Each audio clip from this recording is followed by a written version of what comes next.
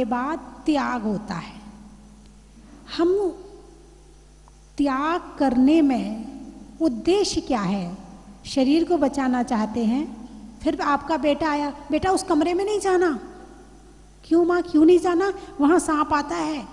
अपने बेटे को बचाया। फिर आपकी बेटी आई, बेटे उस कमरे में नहीं जाना। क्यों नहीं जाना? उस कमरे में सांप आता है। यानी आपको अपने शरीर से भी मोह है, बेटे से भी मोह है, बेटी से भी मोह।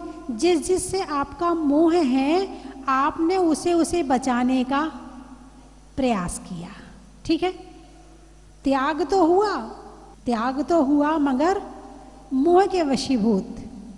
दूसरा त्याग भगवान से प्रेम है, समर्पण है। आप सुबह से यहाँ बैठे हैं, सुबह 7 बजे से बैठे हैं, ना कुछ खाया, ना कुछ पिया, ना घर की याद आई।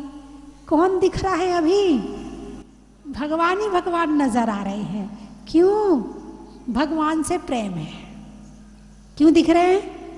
क्योंकि भगवान के प्रति समर्पण है, भगवान के प्रति प्रेम है। इतनी देर यदि आप अपने घर में होते तो 4 बार चला गया होता अंदर।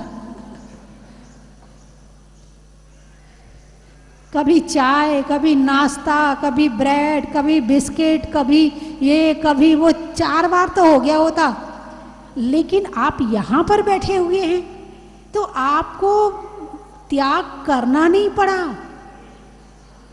ऐसी लगन लगी है कि ध्यान खाने में जा ही नहीं रहा है। ये बहुत बड़ा त्याग है। इसका नाम ही त्याग है। आपने भगवान का अभिषेक किया, शांति धारा की। मुझे करनी है शांति धारा, मुझे प्रथम अभिषेक करना है। चाहे जो कुछ त्याग करना पड़े करूँगा, लेकिन अभिषेक और शांति धारा तो जरूर करूँगा। अरे इतनी दूर से आए, कहाँ दीमापुर, कहाँ ये, कहाँ बार बार आना हो पाता है, हैं? चाहे इतने में हो, चाहे इतने में हो, करना जरूर है। सोच के आए थे। अरे बोलिए ना, सोच के आए थे। आज तो चाहे कुछ भी हो जाए।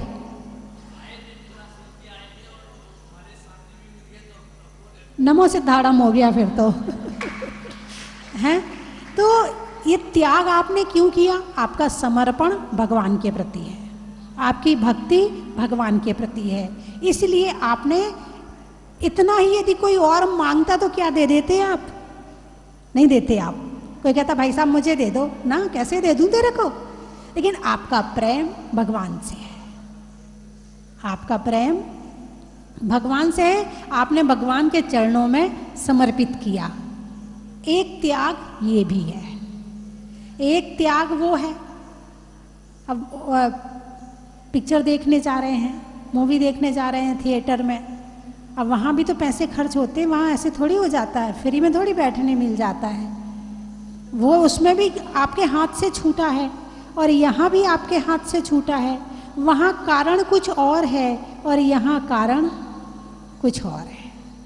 वहाँ कुछ और विचार हैं और यहाँ विचार कुछ और है।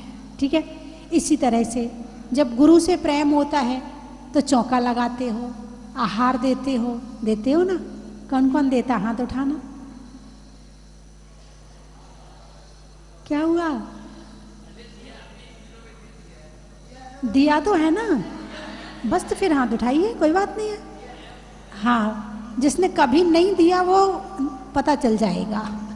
चलिए, बहुत अच्छी बात है। जब आहार देते हो तो सुबह से कुछ खाते हो? नहीं खाते हो। मन में विचार क्या होता है? हे भगवान, साधु का आहार अच्छे से हो जाए। हे भगवान, साधु का आहार। और आपने कई लोग तो पानी भी नहीं पीते हैं। किसी की कोई बीमारी हो, दिक्कत हो तो कभी दूध आदि ले लेते हैं वो लोग, लेकिन बाकी लोग तो पानी भी नहीं लेते हैं। घर में छोटा बच्चा भी मांगता नहीं, पहले आहार होगा माता जी महाराज जी का, उसके बाद मिलेगा। इसके पहले मिलने वाला घर वालों को भी नहीं मिल रहा है, घर वालों को भी नहीं दिया जा रहा, बच्चों को भी नहीं दिया। ये क्या है? ये साधु के प्रति समर्पण है, साधु के प्रति प्रेम है। त्याग यहाँ भी हो रहा है ना। अभी जिनवाणी मंदिर यहाँ बन रहा है। जिनवाणी मंदिर में भी लोग अपने भाव बना रहे कि दुनिया में सबसे कीमती चीज़ यदि है तो ज्ञान है। क्या है? ज्ञान है। और ज्ञान के क्षोभशम में जो कारण बताए हैं उनमें शास्त्रदान बताया है, और वो शास्त्र वहाँ विराजमान होंगे तो वो बिल्डिंग बनाई जाएगी वहाँ पर। जिनवाणी मंदिर बनाया जा रहा है तो उसमें भी दिया जा रहा है। कोई किसी तरह से दे रहा है, कोई शिलान्यास में दे रहा है, कोई मेंबर बन रहा है एक 8 वाला, कोई 151 वाला मेंबर बन रहा है, कोई 5 वाला मेंबर बन रहा है। जिसकी जितनी शक्ति है वो उतना त्याग करके जिनवाणी के प्रति समर्पण कर रहा है। किसके प्रति समर्पण? देखो, भटक गए, अटक गए।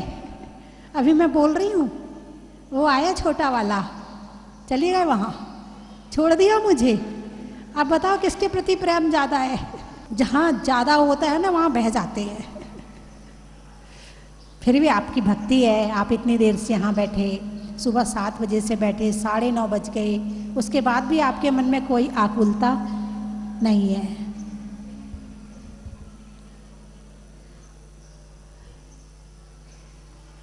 और तीसरा त्याग होता है जब खुद से प्रेम होता है। बात समझ में आई कि नहीं आई? खुद से प्रेम का क्या मतलब होता है? आप किसी से प्रेम करते हैं, या आपका रिश्तेदार है या कोई भी है, आप उसे हिदायत देते हैं, अपना ध्यान रखा कर, कमज़ोर हो रही है आजकल बहुत, ज़रा खाना पीना अच्छे से खाया कर, ज़रा व्यायाम भी किया कर, एक्सरसाइज किया कर, दवाई भी ध्यान से लिया करो, आजकल बहुत कमज़ोर हो रहे हो। इसमें आपने किसका ध्यान रखवाया है? इसमें ध्यान रखने के लिए कौन है? शरीर या आत्मा? और मैं कौन हूं? अरे वाह, बड़े ज्ञानी लोग बैठे हैं, सबको पता कि आप आत्मा हैं। तो यदि मैं कहूं कि आपको अपना ध्यान रखना है तो किसका ध्यान रखोगे? देख लो, याद ही नहीं आएगी आत्मा तो। हाँ, सिग्नल तो उसी तरफ ही जाता, शरीर की तरफ। जब भी कहा जाएगा आप अपना ध्यान रखा करो, जरा अच्छे से तैयार होके आना, जरा ब्यूटी पार्लर चली जाया करो, अपना ध्यान रखा करो, तो वो शरीर ही आएगा, उसमें आत्मा नजर नहीं आएगी। और जबकि मैं कौन हूँ? आत्मा। मैं कौन हूँ? आत्मा। जब आत्मा से प्रेम होता है तो त्याग उत्कृष्ट हो जाता है। पहले बाहर वालों से, फिर भगवान से, अब खुद तक पहुंच गए। तो आप लोग, इतने लोग बैठे हैं, इसमें से कितने लोग ऐसे हैं जो अपनी आत्मा से प्रेम करते हैं? शरीर नहीं, आत्मा से प्रेम करते हैं। देख लो, अभी शक्ल तो नहीं लग रही। आत्मा से प्रेम करने वाला मेरे ख्याल से वहां तो नहीं बैठा रहेगा, वो यहां आ जाएगा। थोड़ा थोड़ा, अभी मामला थोड़ा थोड़ा हुआ है। हाँ, तो आत्मा से जिस दिन प्रेम हो जाएगा उस दिन उसका हित चाहोगे।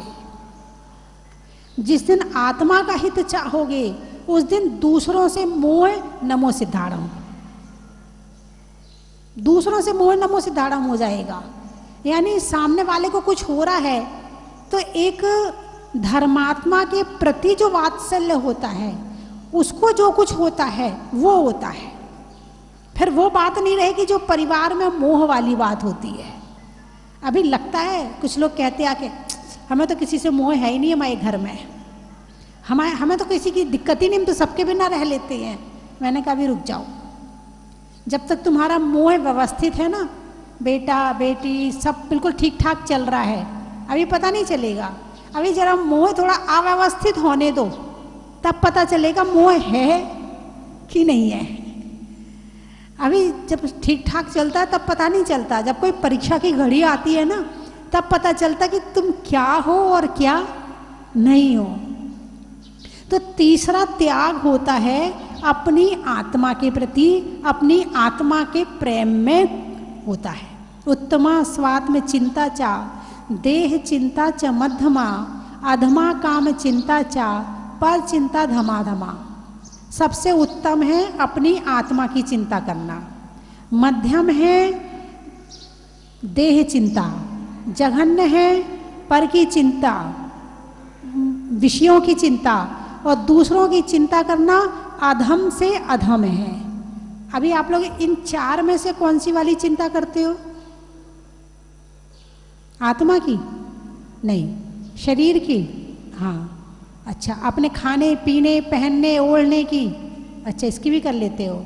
अच्छा, इसके बाद फिर दूसरों की चिंता वो भी कर लेते हो। अच्छा, मतलब जो उत्तम है वो तो छोड़ दी, जो सबसे उत्तम है उसको तो एक तरफ रख दिया, और जो बाकी जिससे पाप का बंध होता है उसको ग्रहण कर लिया। तो वैराग, जब आत्मा से प्रेम होता है, आत्मा के हित की बात याद आती है, जब आत्मा के ज्ञान होता है, तब पता चलता कि संसार क्या है। वैराग आता है। वैराग क्या आता है? वैराग। वैराग कैसे आता है? कई लोग तो बड़े सोचते रहते, माता जी पता नहीं यहाँ कैसे जाता है वैराग। हमें तो इतना सब कुछ देख लेते, हमें तो वैराग ही नहीं आता है। भगवान आदिनाथ ने तो एक मृत्यु देखी थी। कितनी? कितनी? एक। उसमें भी बड़ी व्यवस्था थी। सौधर्मेंद्र ने पूरी व्यवस्था कर रखी थी कि जैसे ही मृत्यु हुई, बिल्कुल उसी क्षण पलक झपकते दूसरी नीलांजना वहीं खड़ी हो गई, बिल्कुल वैसे की वैसे ही। लेकिन भगवान ने अवधि ज्ञान से जान लिया ये वो नहीं है। सामान्य लोग नहीं समझ पाए, लेकिन भगवान समझ गया कि ये वो नहीं है। वो तो चली गई और ये दूसरी आ गई है।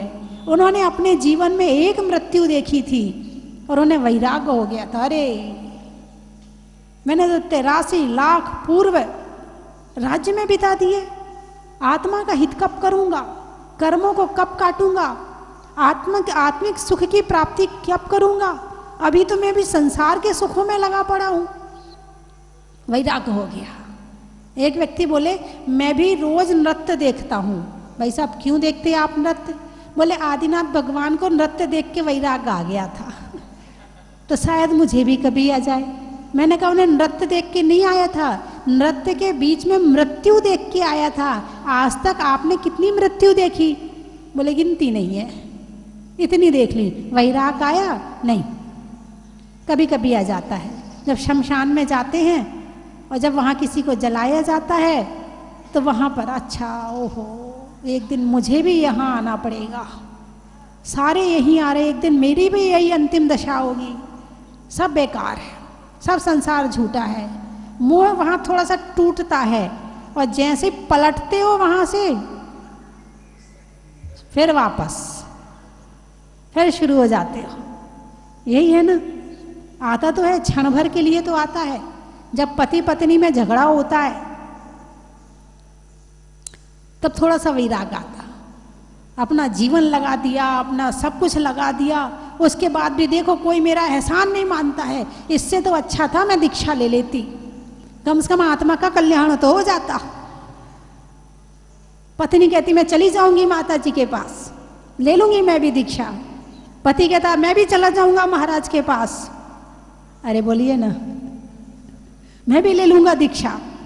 थोड़ी देर के बाद गुस्सा ठंडा होता है, दोनों के झंडे झुकते हैं, फिर वापस वही संसार शुरू हो जाता है।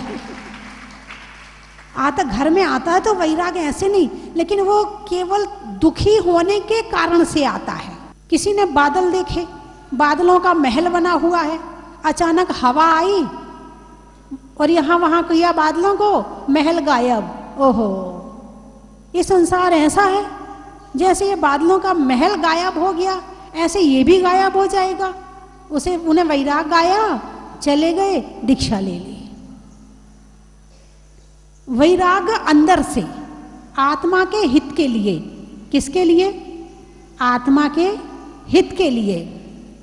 इसी तरह से किन्हीं ने देखा कि ऊपर से एक उल्का गिरा, उल्का, वो कण गिरते हैं ना, आपने भी देखे होंगे कभी कभी, वो सफ़ेद लाइट के कण जैसे गिरते कई बार, उसको देखा गिरते, अरे जैसे ये तारा टूट गया है, ऐसे इतने ही क्षण भर में मेरा भी अंत हो जाएगा। लो आ गया वैराग, ले ली दीक्षा, लग गए आत्महित में, चले गए जंगल, छोड़ दिया परिवार, छोड़ दिए महल, छोड़ दिया शरीर से भी मोह, और आत्मा को जान जान के, आत्मा का ज्ञान कर करके, आत्मा का ज्ञान कर करके अपने भावों की विशुद्धि बढ़ाई, पापों का नाश किया, कर्मों की निर्जरा करी और आत्मा का हित करके, और क्रम क्रम से तपस्या करते हुए एक दिन मोक्ष में चले गए।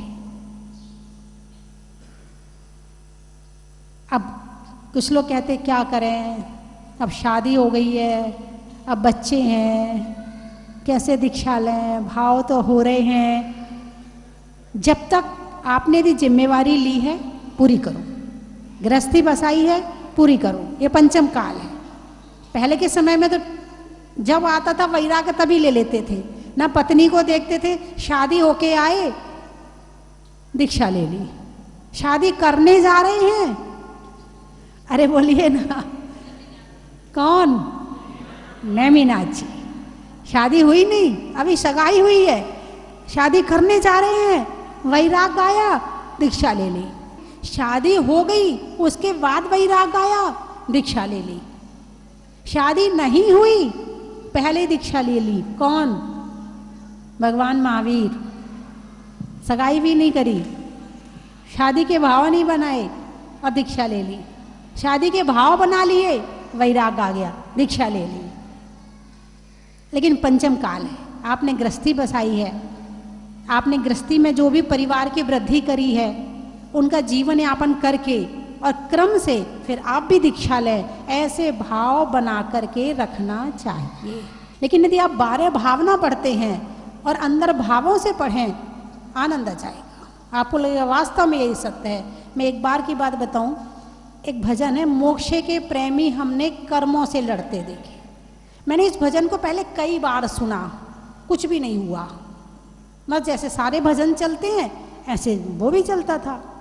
एक बार बिहार करते हुए जा रहे थे तो कुछ महिलाएं पीछे चल रही थीं और उनने ये भजन गाया, और उनने ये जब भजन गाया और ये भजन जब कान में गया, एक बिजली सी चमकी और इस भजन का ऐसा भाव अंदर से उमड़ के आया कि मोक्ष के प्रेमी हमने कर्मों से लड़ते देखे। और वो लाइन आती कि सुकुमाल मुनि की कि गीदड़ तन भक्ते देखे, ऐसी अंदर पहुंची ये लाइन। इतने बार सुना, कुछ भी नहीं हुआ था, और उस दिन जाने क्या हुआ, वो लाइन मेरे कान में आज भी गूंजती है। तो शब्द वही होते हैं, समझ में कब आएगा ये बात अलग है। वही 12 भावना आप रोज पढ़ते हो, कुछ नहीं होता है, और कभी आपने गहराई से उसको पढ़ लिया, अंदर पहुंच जाएगी। तो बंधुओं, बाकी चर्चा कल करेंगे। आपको समझ में तो आ गया ना, वैराग आ गया ना?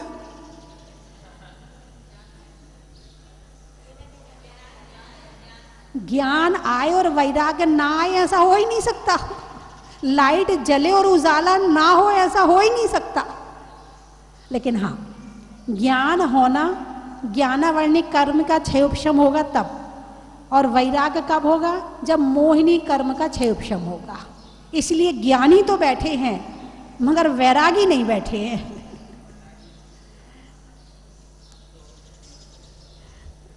इनसे अलग है। चलिए, आज एक और बड़ा अच्छा रहस्य उद्घाटन हुआ। जो भगवान जब निकले थे तो भगवान के साथ में 14 प्रतिमाएं और निकली थी। उनमें से 4 देवियों की प्रतिमाएं थी और एक इतनी करीब 2.5 फीट की प्रतिमा थी। किसी ने कहा भाई जब पंचकल्याणक हो रहा था ये कौन से भगवान की प्रतिमा है, तो वहाँ एक पंडित जी खड़े थे, उनने कह दिया कुंथुनाथ की है। मैंने भी ध्यान नहीं दिया, मैंने कहा चलो होगी। आज मैंने सुबह देखा माइक्रोस्कोप से। पहले तो मुझे कुछ नहीं दिखा, कुछ लाइन लाइन सी दिखी, टेढ़ी टेढ़ी लाइन नहीं। एक बार देखा, 2 बार देखा, 3 बार देखा, तब मुझे दिखा ये तो हिरन बना हुआ है। अब जब भी मैं भगवान के सामने बैठती थी तो मुझे लगता था ये कुंथुनाथ जी नहीं, ये शांतिनाथ जी हैं। करीब 1-2 साल से उनको देख के लगता था ये कुंथुनाथ नहीं, शांतिनाथ जी हैं। लेकिन आज कंफर्म हो गया कि आज वो भगवान शांतिनाथ जी हैं।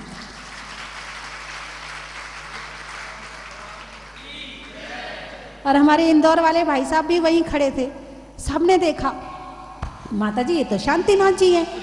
अच्छा, फिर आज तो उन्होंने कहा माता जी मैं शांति धारा करूँगा, और फिर उन्होंने वहाँ की शांति धारा करी।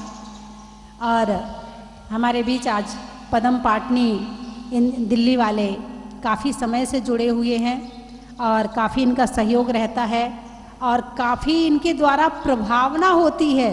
प्रभावना का मतलब समझ गए? भगवान की जो पुण्य कथा है, जो इस धाम की पुण्य कथा है, वो सबसे कहना, ये प्रभावना कहलाती है। तो कई वर्षों से जुड़े हुए, एक बार जोरदार तालियां इनका भी बजा के करें। और इम्फाल से आज तो अलग ही नज़र आ रहे थे इनके चेहरे, जिस समय बोली चल रही थी इन्हें लग रहा था आज सब कुछ मैं ही कर लूँ, आरती भी मैं ही कर लूँ, शांति धारा भी मैं ही कर लूँ है। आज प्रथम अभिषेक भी ऐसा लग रहा था यदि और नहीं होते ना तो सारा कुछ यही कर लेते। आज तो इनके बहुत भाव थे। एक बार जोरदार तालियां बजा के इम्फाल वालों के लिए स्वागत करें। कुछ तो पुण्य करके जाना है, बिल्कुल सही बात है, बिल्कुल सही बात। और भी हमारे बीच सुनील जी, गुंजा दीदी के पिताजी, वो बाद में हैं, लेकिन 96 में मेरा पहला चतुर्मास आपके यहाँ हुआ था और तब से आज तक जुड़े हुए हैं और पूर्ण समर्पण के भाव से। सूरत वाले अपनी सूरत दिखाए बिना चले गए।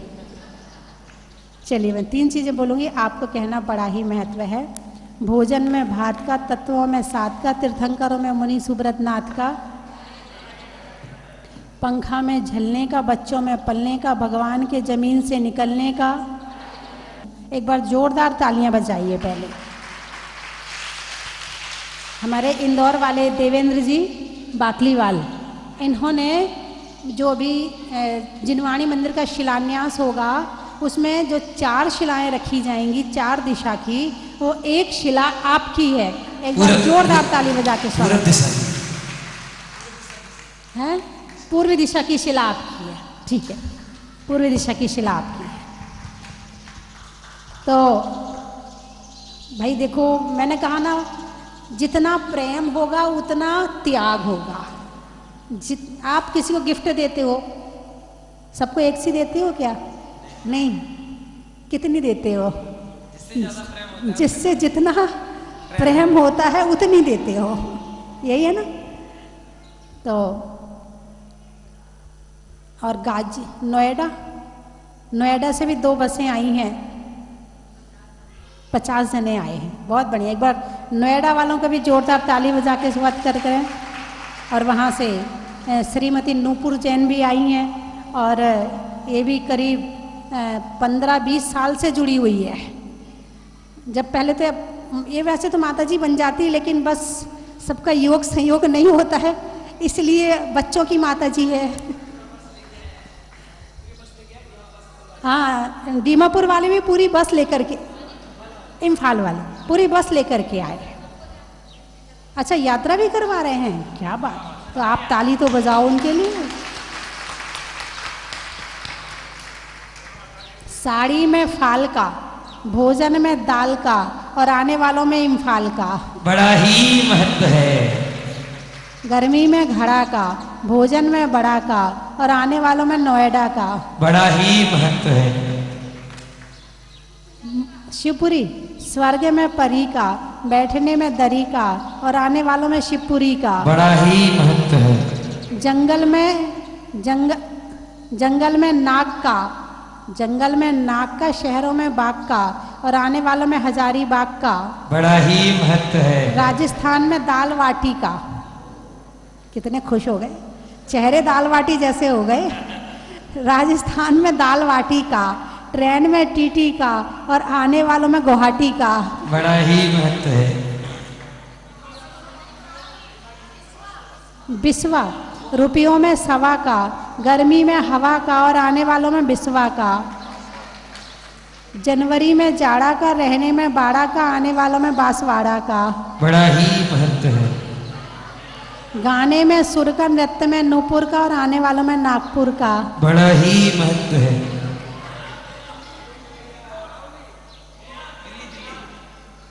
दिल्ली, त्रियंचों में बिल्ली का, डंडा में गिल्ली का, आने वालों में दिल्ली का। आम की बौर का, जिले में महापौर का, आने वालों में इंदौर का। बड़ा ही महत्व है। कुरावली, फूल में कली का, तपस्या में बाहुबली का और आने वालों में कुरावली का। आगर, बापी, अच्छा, लिखने में कॉपी का, मांगने में माफी का और आने वालों में बापी का। झुमरी तलैया, कृष्ण की मैया का, सर्दी में लैया का और आने वालों में झुमरी तलैया का। बड़ा ही महत्व है। रेवाड़ी,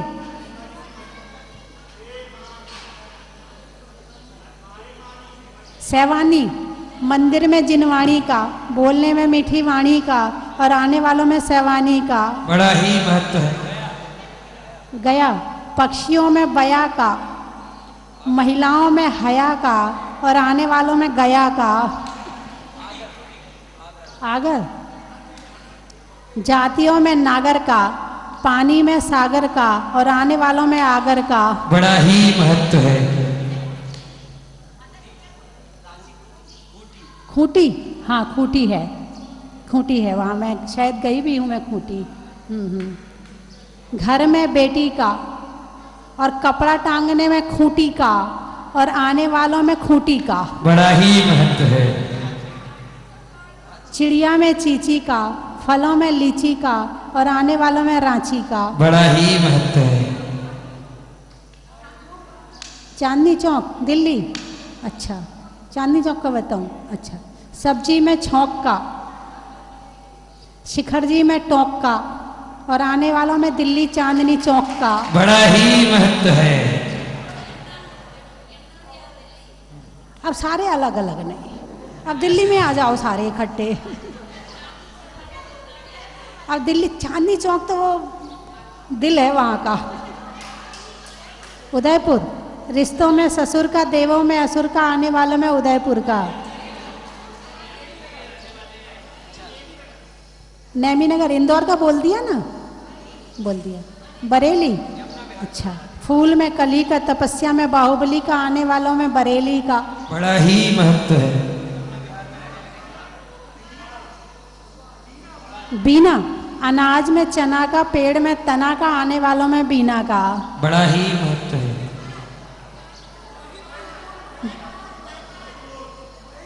महेंद्रपुर, पशुओं में खुर का, पशुओं में खुर का, गाने में सुर का और आने वालों में महितपुर का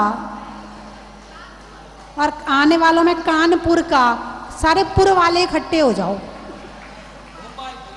भोपाल, सर्दी में साल का, गर्मी में रुमाल का और आने वालों में भोपाल का। बड़ा ही महत्व है। बोलिए 24वें भगवान की।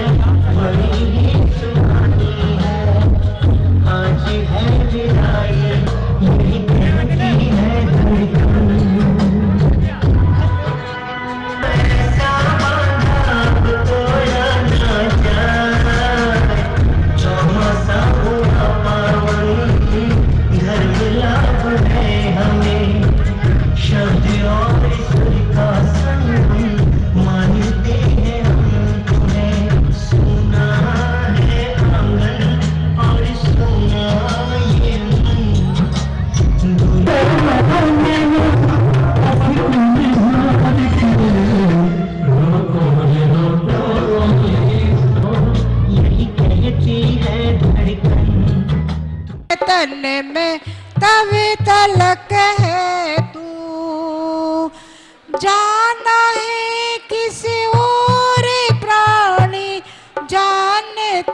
जाना तू, जब तलक है प्राण तन में तब तलक है तू। काल के काजी तुझे जब लेने आएंगे, लेने आएंगे, सजन से भी उस समय कुछ कह न पाएंगे, कह न पाएंगे। दारजी आते हैं, इसका नियम है ये जहाजपुर के दर्शन करके जरूर जाते हैं और शांति धारा अभिषेक की बोली भी हमेशा लेते हैं। इनको बहुत अतिशयकारी लगता है। हम सभी यहाँ हमेशा आते हैं और माता जी का आशीर्वाद लेते हैं। यहाँ पर ये माता जी को देखते थे, माता जी को देखकर ऐसा लगता है कि इतना बड़ा काम कराया इनने, इतना बड़ा कि मैं तो देख के खुश हो गई अंदर कि बहुत भाग्य जो हम लोग आए यहाँ। बहुत दिन से तो आना था मगर नहीं आ पाए, मगर बहुत इसमें वो हो गया था कि विलम्ब हो गए। माता जी तो वहाँ चली गई, खैर दर्शन करके। हमारी सिवनी की माता जी हैं, स्वस्ति भूषण माता जी। हमें पता नहीं था कि हमारे नगर गौरव की माता जी इतना अच्छा काम करके बताएंगी और इतना अच्छा करेंगे। हम लोग तो देख के धन्य हो गए कि हमारी नगरी की माता जी और स्वस्ति भूषण माता जी और माता छल्लिका माता जी, महाराज जी बहुत अच्छे हैं। मतलब इतना अच्छा कर सकते, हम तो बहुत खुश हो गए। मतलब इतनी अच्छी लगने लगा कि माता जी बहुत अच्छी। देख के ऐसा मन होता है, कितना अच्छा मंदिर माता जी ने बनवाया, देख के मन बहुत प्रसन्न हो गया। ऐसा लगता है कि देखते रहो मंदिर जी को। ऐसा मंदिर कभी देखने में नहीं आया, इतना सुंदर, इतना अति सुंदर मंदिर है। और माता जी से मैं यही निवेदन करती हूँ कि माता जी आप नागपुर में अवश्य चातुर्मास का समय दें। सिर्फ 2 घंटे के लिए आई थी, किंतु यहाँ पर भगवान को देख के और मंदिर जी को देख के यहाँ पर हम लोगों ने रात्रि विश्राम किया और अभी जाने का मन नहीं हो रहा है। वंदनाई माता जी।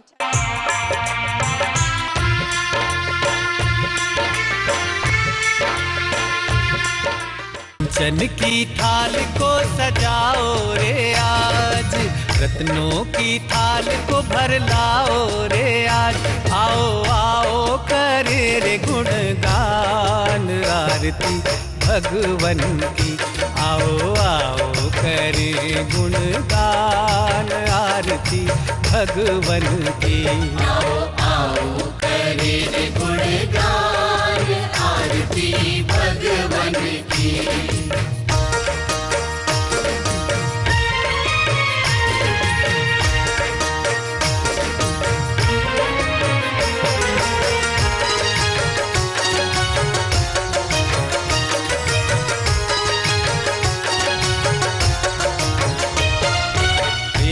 सुमित्र के राज दुलारे, माँ पद्मा जी के नैनों के तारे। पिता सुमित्र के राज दुलारे, माँ पद्मा जी के नैनों के तारे। राजगृही में जन्म लियो आप, राजगृही में जन्म लियो आप। आओ आओ मनाए खुशी आज आरती भगवन की।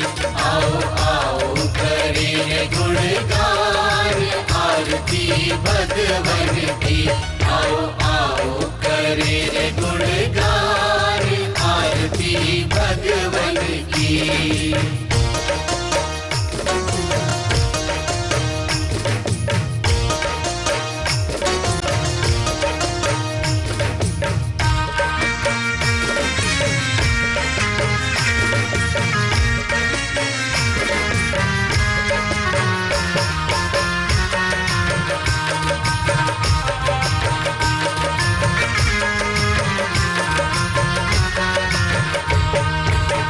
कपूर बाती से ज्योति को जला के, प्रभुवर के चरणों में शीश को नवा के। परम विदुषी लेखिका गणिनी आरिका रत्न श्री 105 स्वस्ति भूषण माता जी, जिन्होंने मात्र 20 वर्ष में 100 से भी अधिक किताबें लिखकर जैन समाज को अनूठा योगदान दिया है। बड़े बड़े विधान जैसे कल्पद्रुम महामंडल विधान, सिद्ध चक्र महामंडल विधान, इंद्रध्वज महामंडल विधान एवं विशेष जिनपद, पूजांजलि आदि महत्वपूर्ण साहित्य बहुत ही सरस, सरल व सुबोध शैली में लिखे हैं, जिसमें गद्य एवं पद्य साहित्य भी समाहित है। इन महान साहित्यों को पढ़कर आप भी अपने ज्ञान का विकास कर सकते हैं। साहित्य प्राप्त करने हेतु आज ही संपर्क करें। संपर्क सूत्र 7906062500, 9868345768।